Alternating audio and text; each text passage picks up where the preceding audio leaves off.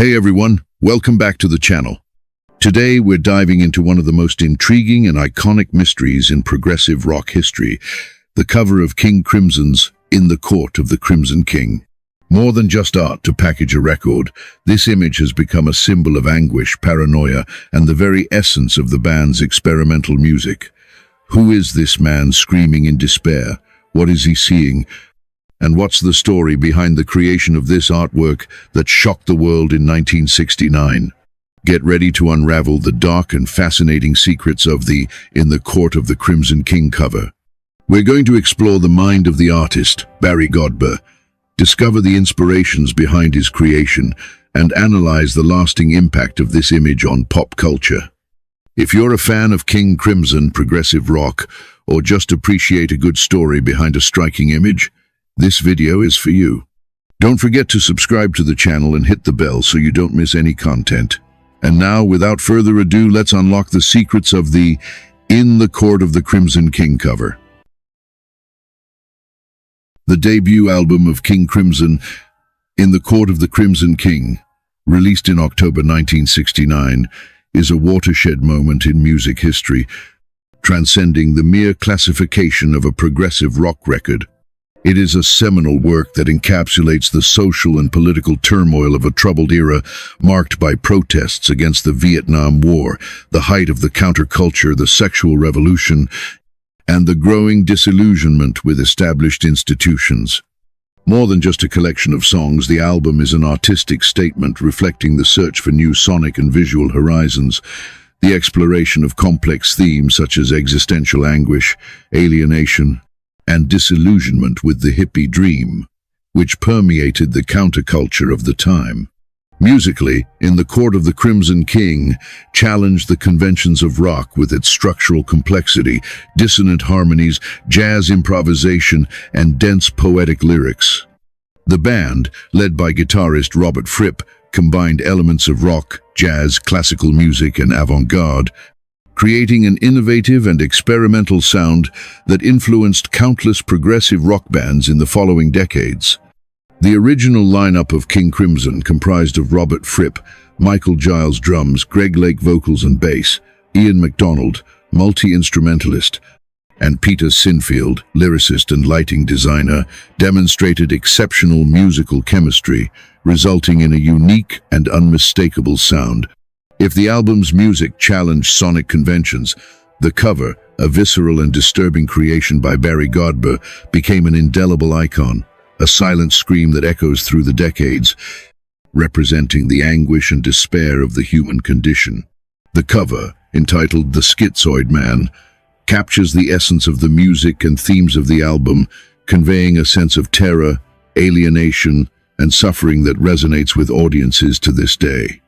To understand the magnitude of the In the Court of the Crimson King cover, it is essential to delve into the story of Barry Godber, a singular artist whose journey and creative process are as unusual and fascinating as the image he immortalized.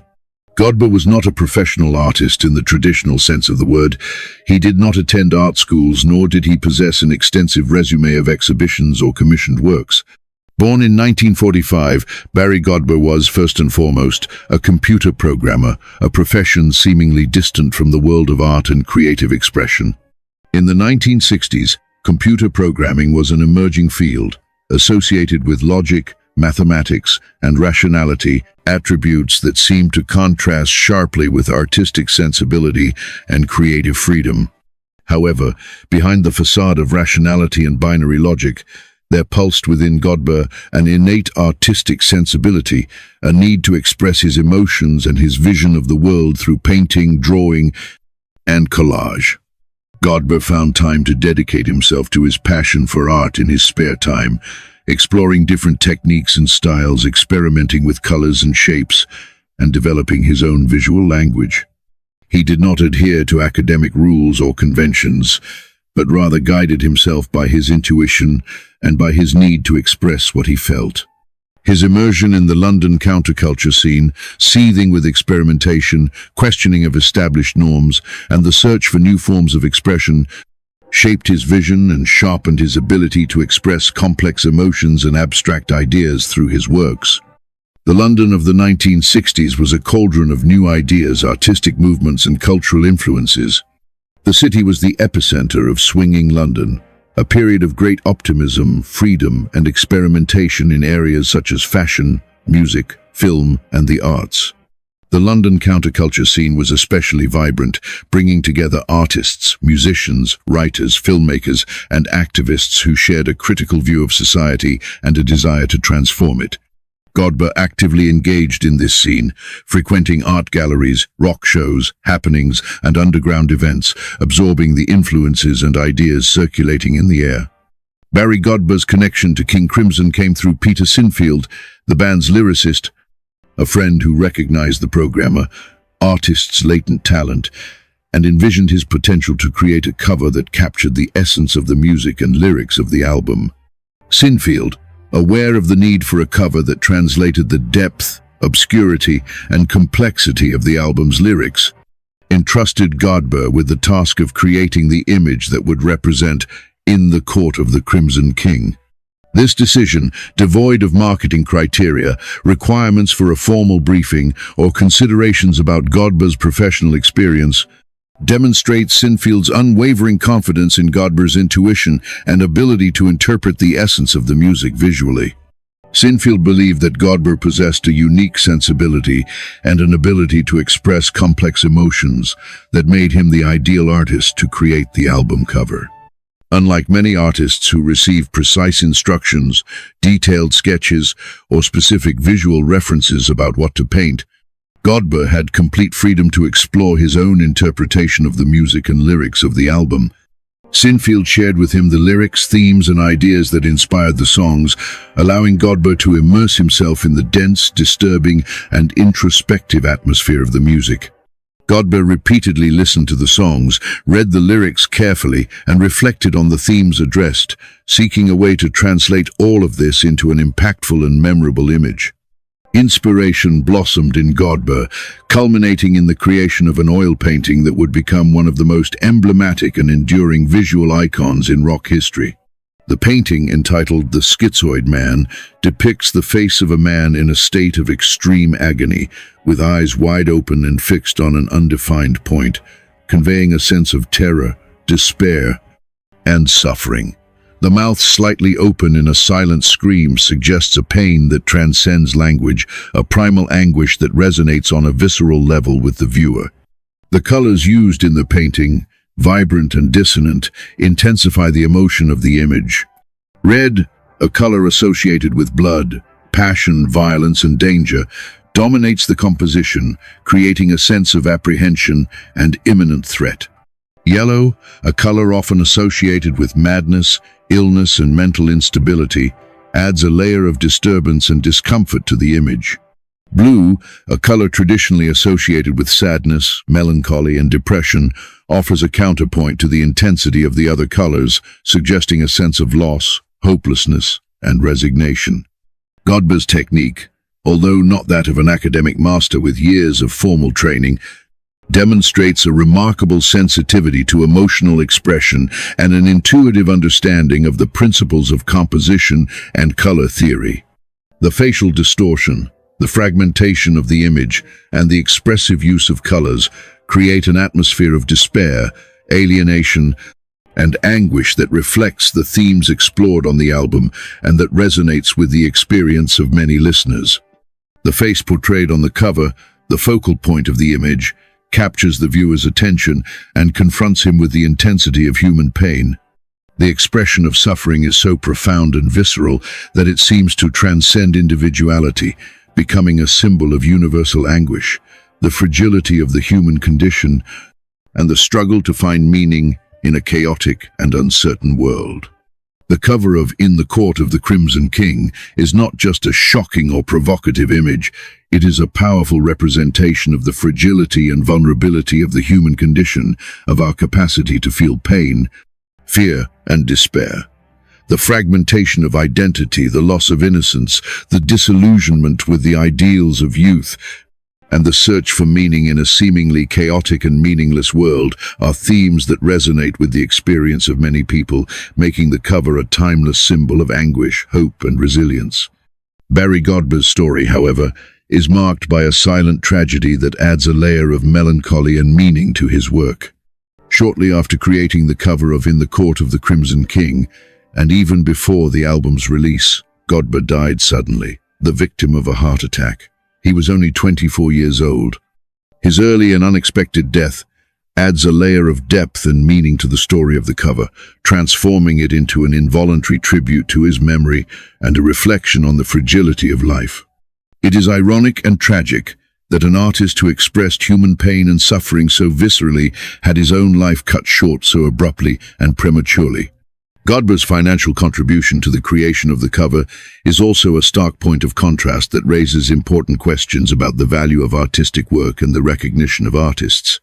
He received only £25, approximately $60 at the time, for the work, a negligible amount compared to the cultural impact, commercial value, and longevity that the cover has generated over the years. This disparity, unfortunately common in the art world, highlights the importance of recognizing and valuing the work of artists, especially those who contribute to the creation of works that become cultural icons and that inspire and move generations. Godber's story serves as a reminder that art has an intrinsic value that goes beyond its market price, and that artists deserve to be fairly compensated for their talent, their creativity, and their effort. Despite the tragedy and the lack of financial recognition, Barry Godber's legacy remains intact and continues to inspire and resonate with people around the world. The cover of In the Court of the Crimson King has transcended its original function as packaging for a rock album, becoming a cultural symbol that represents anguish, alienation, and the search for meaning in contemporary society. The image has been widely reproduced and reinterpreted over the years, appearing on T-shirts, posters, books, films, and other forms of media. The cover has also inspired artists from various fields, from music to literature, from film to visual arts, demonstrating its power to evoke complex emotions and ideas. The ability of the In the Court of the Crimson King cover to remain relevant and impactful over time lies in its emotional honesty, in its ability to evoke universal feelings of the human condition. Pain, anguish, alienation, the search for meaning, hope, and resilience are experiences inherent to the human condition, and Godber's cover expresses them viscerally, authentically, and unforgettably. The cover does not offer easy solutions or simplistic answers to life's problems, but rather confronts the viewer with the reality of pain and despair, inviting him to reflect on his own experience, to find strength in his vulnerability, and to seek hope in the midst of darkness. The cover of In the Court of the Crimson King is therefore more than just an image. It is a timeless scream that echoes through the centuries, a reminder of the fragility and beauty of the human condition, and a testament to the power of art to express complex emotions, connect people from different cultures and eras, and inspire positive changes in the world. The legacy of Barry Godber, a self-taught artist who translated the anguish of music into a visceral and unforgettable image, remains as a testament to the power of art to express complex emotions and to connect people from different cultures and eras. His creation, driven by Peter Sinfield's lyrics and King Crimson's innovative music, has solidified itself as a milestone in the history of art and progressive rock, a cry of despair that resonates with the anguish and hope of humanity. Barry Godber's story serves as a reminder that art can emerge from unexpected places, that talent can be found in people of all backgrounds, and that even an unknown and formerly untrained artist can create a work that transcends time and space, becoming a cultural icon that inspires and moves generations. The cover of In the Court of the Crimson King is therefore a window into the tormented soul of an artist, a reflection of the turmoil of an era, and a mirror of the human condition. Its strength lies in the honesty and visceral quality with which it expresses pain, anguish, and the search for meaning in a chaotic and uncertain world.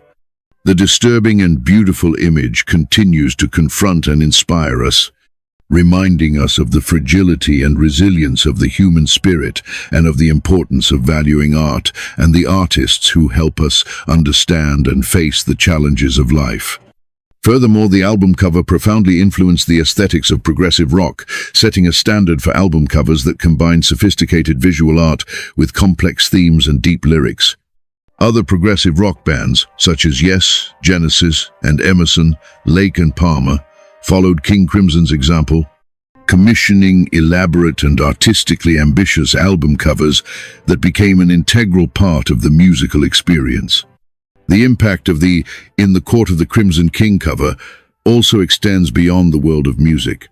The image has been used in various advertising campaigns, films, television shows, and other forms of media, demonstrating its power to communicate complex emotions and ideas to a wide audience. The cover has also become a symbol of the counterculture and youth rebellion, representing the anguish and alienation of a generation that questioned the values and norms of established society. Despite his short life and his lack of financial recognition, Barry Godber left a lasting legacy in the world of art and music. His cover of In the Court of the Crimson King continues to be celebrated as one of the most iconic and influential images in rock history, and his story serves as a reminder of the importance of valuing the work of artists and of recognizing the power of art to express complex emotions, connect people from different cultures and eras, and inspire positive changes in the world. In summary, the cover of In the Court of the Crimson King is much more than just packaging for a rock album. It is a work of art that transcends time and space, expressing universal emotions and communicating complex ideas in a visceral and unforgettable way. The story of Barry Godber, the artist behind the cover, serves as a reminder of the importance of valuing art and the artists who help us understand and face the challenges of life. And his legacy continues to inspire and resonate with people around the world,